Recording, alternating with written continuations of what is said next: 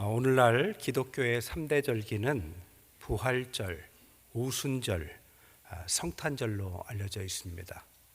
근데 2세기까지는 기독교의 3대 절기가 부활절, 오순절, 그리고 주현절이었습니다. 주현절은 그 말 뜻이 주님께서 나타나셨다라는 뜻입니다. 여기에는 영적인, 육적인 두 가지 의미를 다 포함합니다. 육적으로 나타나신 날이 후에 성탄절이 되어서 오늘날 이 성탄절이 더 큰 절기가 된 것이지만, 이 주현절의 영적인 의미는 또 다른 예수님의 삶의 기점입니다. 언제냐? 예수님의 영적 삶은 공생애입니다. 그래서 공생애의 기점은 또 언제냐? 예수님께서 세례받으신 날입니다. 지난 금요일이 예수님의 주현절이고, 이제 주현절이 시작되면서 오늘 이 주일이 주님께서 세례받은 수세 주일입니다. 이 주님께서 나타나셨다라는 주현절의 가장 큰 의미는 뭘까요? 그것은 어둠의 시대가 끝이 났다. 빛 대신 주님께서 우리에게 나타나셨다라는 뜻입니다. 성경에 보면 어두웠던 400년의 시절이 두 번 나옵니다. 한 번은 애굽의 종되었던 400년이죠. 그 종된 400년을 끝낸 것이 출애굽한 것이고, 그리고 또 한 번은 성경의 구약과 신약 사이입니다. 구약과 신약 말라기에서 마태복음까지 이 사이가 암흑기였고 400년입니다. 이 암흑기가 예수님의 탄생으로 끝이 난 것이죠. 그러니까 어두움이 끝나고 빛 대신 주님께서 나타나시고 우리를 구원하셨다는 의미가 주현절의 의미가 되는 것이죠. 오늘 본문은 주님께서 태어나시기 400년 전 이 말라기를 배경으로 하고 있습니다. 이 말라기의 시대적 배경은 이렇습니다. 포로로 잡혀갔어요. 그리고 나서 귀환을 했습니다. 나라로 돌아왔는데 그들은 성전이 다 파괴되어서 신앙 공동체가 흔들리는 겁니다. 그래서 성전만 지으면 되겠지 하고 성전을 새롭게 짓게 됩니다. 그것이 수룹바벨 성전이죠. 제2성전입니다. 근데 성전을 지어놓고도 여전히 마음 가운데 빛이 들어오지 않는 것입니다. 영적 암흑기가 지속되고 응답하시지 않는 하나님을 통해서 어찌 보면 영적인 매너리즘, 무기력증이 막 일어나는 거예요. 이 무기력이라는 것은 파블로프의 개에서 유래했는데, 개를 묶고 전기 자극을 주고 하면서 도망치려고 하면 묶어놓은 것을 계속 묶어놓게 만들었습니다. 그랬더니 반복하다 보니까 어느 날 묶지도 않았는데도 개가 무기력에 빠져서 도망치지 않는 것입니다. 이게 무기력증인데 영적으로도 마찬가지죠. 하나님께서 계시는데 하나님 정말 살아계시는 거 맞나요? 왜 우리가 이렇게 어두움에 살아가야 됩니까? 왜 내 삶에 빛이 비추지 않는 거죠? 라는 무기력증에 빠진 것입니다. 오늘날 교회에 어렵게 오신 분들이 있어요. 교회만 가면 다 해결될 줄 알고 왔는데 와도 달라지지 않는다. 빛 대신 주님이 내 삶을 환하게 비춰주실 줄 알았는데 내 삶이 여전히 무기력증에 있다라면 이런 상황에 처한 것입니다. 이런 영적인 무기력증에 시달리는 사람들에게 하나님께서 말씀을 주시죠. 그게 말라기입니다. 이 말라기가 구약의 마지막인데 이 말라기의 마지막 장이 4장입니다. 이 4장에 긴 어둠 속에 영적인 무기력증에 빠지지 않는 비결, 그것에 대해서 말씀하시는 것이 오늘 본문의 내용입니다. 결론적으로 두 가지를 이야기합니다. 첫 번째로는 여호와의 날이 이를 것이다. 바꿔 말하면 하나님의 때가 반드시 올 것이다. 두 번째로는 그때까지 하나님을 경외하는 자들은 공의로운 해 아래서 치료하는 광선을 계속 쬐어야 한다. 그러면 외양간의 송아지같이 이렇게 뛰면서 살아갈 수 있다라는 것이 오늘 본문의 내용입니다. 그렇다면 공의로운 해는 뭐고 치료하는 광선은 뭘까요? 이 공의로운 해라는 것은 오늘 제목이 따스한 주님의 햇살입니다. 주님의 햇살 가운데 우리가 그 햇살을 쬐는 것을 말하는 거죠. 창세기 3장에 보니까 죄가 들어왔어요. 죄가 들어오니까 어둠이 들어온 것이죠. 어둠이 들어오니까 제일 먼저 생긴 문제가 뭐냐? 예배의 문제였죠. 가인과 아벨이 예배를 통해서 다투고 결국엔 가인이 동생 아벨을 죽이는 일까지 일어납니다. 예배의 문제가 바로 발생하고 거기서 끝난 것이 아니라 그의 후손들도 그렇습니다. 가인의 후손과 아벨의 후손을 괜히 성경에 써놓은 것이 아니죠. 가인의 후손을 보니까 사회적으로 상당히 성공해 보입니다. 하지만 가정이 불화합니다. 일부 다처제입니다. 죽음을 두려워하고요, 항상 불안에 시달립니다. 결국에는 홍수가 나서 심판당해서 모두 다 죽고 전멸하게 됩니다. 반면에 아벨의 가문은 하나님께서 셋을 잇게 하시고 특별한 모습이 없지만 하나님 주신 삶 가운데 은혜를 받죠. 그리고 나서 노아를 통해서 그의 가문과 후손이 홍수의 심판 가운데서도 살게 만드는 역사를 주신 것입니다. 또한 성경에 보니까 십계명을 받으러 간 모세가 없으니까 리더십에 부재가 생기니까 어둠이 들이치죠. 그러니까 제일 먼저 생기는 문제가 뭐냐? 바로 예배의 문제였습니다. 사람들이 갑자기 금붙이를 모아다가 금송아지를 만들고 예배하기 시작한 것입니다. 여러분, 어둠이 있기 시작하면 예배의 문제가 생기기 시작합니다. 어디 보니까요, 예배 드리러, 예배를 보러 온 사람, 드리는 게 아니라 보러 온 사람의 10가지 유형이 있대요. 첫 번째, 사업, 정치, 구상형. 얼굴은 저를 쳐다보고 있는데 생각은 딴 생각을 합니다. 이번 사업을 하는데 그것을 어떻게 할까, 이런 생각하고 있는 거죠. 두 번째는 주보 교정형. 오늘은 주보에 오자가 없나, 내 기도 순서는 언제쯤 들어있나, 2월 달에는 무슨 행사가 있나, 주보를 꼼꼼히 교정하는 거죠. 세 번째로는 졸음형, 조는 거죠. 네 번째로는 시간 맞춤형. 1시간이면 끝나야 되는데 시간이 지나도 안 끝나면 초조합니다. 시간을 딱 맞춰야 되는데 불안한 거죠. 다섯 번째로는 옆 사람과 글로 대화하는 쪽지형. 말하긴 좀 그러니까 주보가 까맣게 되도록 이리 갔다 저리 갔다가 쪽지가 왔다 갔다 하죠. 여섯 번째로는 핸드폰 검색형. 요즘에 많죠. 일곱 번째로는 성경 통독형. 평소에는 성경 읽지도 않으면서 예배 보러 오면 어쩜 그렇게 성경이 그렇게 꿀맛 같은지 성경을 읽습니다. 여덟 번째로는 주위가에 아기가 있으면 눈을 맞추는 까꿍형. 뭔지 아시죠? 아홉 번째로는 잡담 수다형. 열 번째로는 저 뒤에 앉으셔서 사람들이 무슨 옷을 입고 왔는지 살피는 쇼핑형. 저 권사님 오늘 헤어스타일이 좀 달라진 것 같고, 오늘 집사님 옷이 아주 좋은 옷으로 바꿔 입고 오고, 가방은 뭘 들었는지 스캔을 쫙 하는 겁니다. 이것은 다 예배를 드리는 것이 아니죠. 예배가 흔들리는 것입니다. 두 번째, 신앙적으로 하나님의 따뜻한 햇볕이 쐬이지 않으면 두 번째는 하나님의 사람들보다 세상에 있는 사람들과 어울리는 것을 좋아하기 시작합니다. 그러다가 점차적으로 영적 질서가 무너지는 것이죠. 창세기 6장에 보니까 하나님의 아들들이 사람의 딸들의 아름다움을 매혹당하죠. 그리고 그 사람들과 결혼을 하기 시작합니다. 그랬더니 성경이 뭐라고 했느냐? 사람의 죄악이 세상에 가득함과 그의 마음으로 생각하는 모든 계획이 악함을 보고 한탄하고 근심했다. 그리고 홍수 심판이 이어집니다. 민수기 25장에는 이스라엘 사람들이 모압 여성을 보면서 음탕한 마음을 갖고 음행을 시작합니다.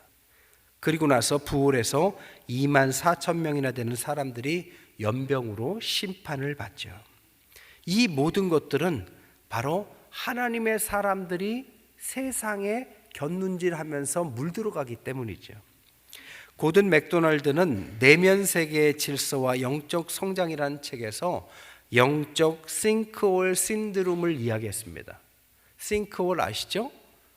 어느 날 도로가 갑자기 멀쩡하다가 확 가라앉는 현상이 싱크홀이죠. 이 싱크홀은 뭐냐? 겉은 멀쩡해 보였는데 속이 비어 있었기 때문에 그것이 어느 날 어느 시간에 이르르면 갑자기 가라앉는 현상이 있는데 영적으로도 마찬가지 현상이 일어난다. 멀쩡하고 괜찮아 보이던 분이 어느 날 갑자기 영적으로 싹 가라앉아 버리는 현상들, 그런 모습을 보여주기도 하더라는 겁니다. 그런데 그가 말하기를 영적 싱크홀 신드롬이 일어나기 전에 전조 현상이 있다라는 겁니다. 싱크홀에는 그냥 어느 날 일어나는 것 같지만 전조 현상이 뭐냐? 보도블록이 울퉁불퉁해지기 시작한다는 거예요. 영적 질서가 흔들리기 시작한 겁니다. 겉으로 멀쩡해 보이지만 가만히 보면 흔들리는 거죠. 보도블록이 흔들리고 자신의 삶이 흔들리고 기도의 시간, 예배의 참석, 말씀을 보는 것, 관계, 모든 것 다 울퉁불퉁 조금씩 흔들리다 어느 날 싱크홀이 발생하는 겁니다. 여러분 2023년이 이제 밝았는데 여러 가지 계획 세우셨죠? 다이어트 계획도 세우시고 사업의 계획도 세우시고 영적으로는 무슨 계획을 세우셨습니까? 경건 훈련에 대한 말씀을 어떻게 하겠다, 아니면 기도 시간을 어떻게 하겠다라는 특별한 계획을 세우셨습니까? 교회는 공적 예배가 3번 있어요. 주일 오전 예배, 주일 오후 예배, 수요 예배는 공적인 예배입니다. 이것은 직분을 잇다면, 내가 크리스찬이라고 생각한다면 참석하는 것입니다. 이게 공예배의 의미죠.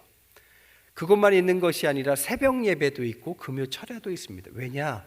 부족한 우리의 영성을 채우고 하나님 앞에 기도를 마음껏 할 수 있는 환경을 갖기 위해서 새벽 예배와 금요 철야가 있는 것입니다.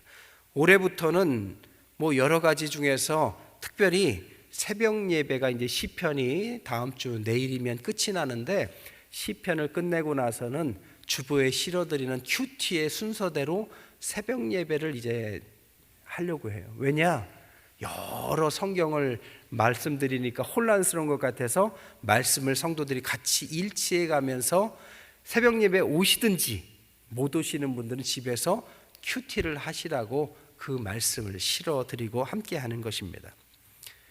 이런 계획보다 계속 신앙과 무관한 사람들과 관계를 맺고 그 사람들의 세계관에 물들어가기 시작하면 자기도 모르게 균형이 깨지고 질서가 흔들리기 시작합니다. 그러다가 어느 날 나도 모르게 영적으로 아무 문제 없었던 것 같지만 한꺼번에 싱크홀이 발생할 수도 있다는 것입니다. 3번째로 주님의 따뜻한 햇볕을 쐬지 않으면 하나님과의 관계가 때가 끼기 시작합니다. 지하에 햇볕이 안 들면 곰팡이가 끼듯이 우리의 삶에도 은혜가 충만해 보이지만 은혜가 조금씩 사라지고 그 대신 때가 끼기 시작해요. 집안일을 하시는 분들 알겠지만 집안일이 어려운 게 왜 어렵습니까? 해도 표가 안 나요. 청소를 해도 안 해도 표가 금방 나지 않습니다. 하지만 계속 안 해보십시오. 바닥도 쓸고 닦고 안 해보십시오. 그러면 표가 안 나는데도 때가 계속 끼다가 나중에는 이게 먼지 구덩이가 되는 거죠. 우리나라도 지금이나 이렇게 잘 살지 몇십 년 전 되지도 않았습니다. 사람들이 그래 오래 못 살았어요. 그러니까 일찍 결혼한 거죠. 환갑, 오늘날로 말하면 60세만 되면 오래 살았다고 잔치를 벌여줬습니다. 요즘에 환갑잔치 잘 안 하죠. 당연한 삶인데 왜 잔치를 합니까? 한 80, 90쯤 돼야 이제 좀 오래 사셨습니다. 100수쯤 하셔야 대단하십니다. 이렇게 말하지 60은 그냥 두 분이 여행 갔다 오고 그렇게 끝을 맺습니다. 근데 우리가 이렇게 되기까지 얼마 안 걸렸어요. 40대면 많은 분들이 돌아가셨습니다. 그 이유도 똑같습니다. 물이 더러워서 그렇죠. 지금도 아프리카에 있는 사람들의 평균 수명은 40대에 대부분 죽습니다. 왜? 물이 더러워서. 병균이 우리에게 침투하는 것을 막지 못하면 우리의 삶은 결국 죽음에 이르는 것이죠. 우주 왕복선도요, 가장 만드는데 돈이 많이 드는 부분이 뭐냐? 거기에 타고 가는 우주인들에 대한 배설물, 화장실 시설이 가장 기술적으로도 어렵고 돈이 많이 든다고 합니다. 그 몇 명 타지도 않는데 그들의 배설물 처리하는 기술이 가장 어렵고 돈도 한 270억 이상 든다고 그래요. 왜냐? 그만큼 어려운 거죠. 여러분, 우리의 삶은 지금 더러운 것들이 조금씩 때가 끼기 시작합니다.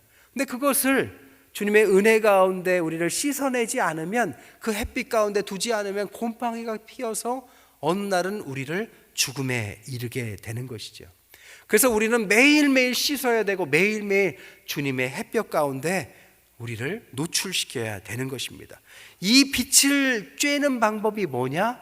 그래서 치료하는 광선이다라고 말씀하셨다는 겁니다. 근데 치료하는 광선이다 하니까 무슨 레이저 광선이나 뭐 그런 걸 생각할 수 있겠지만 원어는 전혀 다른 뜻을 갖고 있습니다. 이 치료한다는 의미의 마르페는 치료라기보다는 치유의 의미를 갖고 있습니다. 치료는 라파입니다. 그래서 라파의 하나님 하잖아요. 이 부분은 라파의 하나님이 아니라 마르페입니다. 마르페는 치유인데 이 치유의 의미는 홀, 구멍의 단어라 해서 이렇게 유래된 거예요. 그러니까 치유는 뭐냐?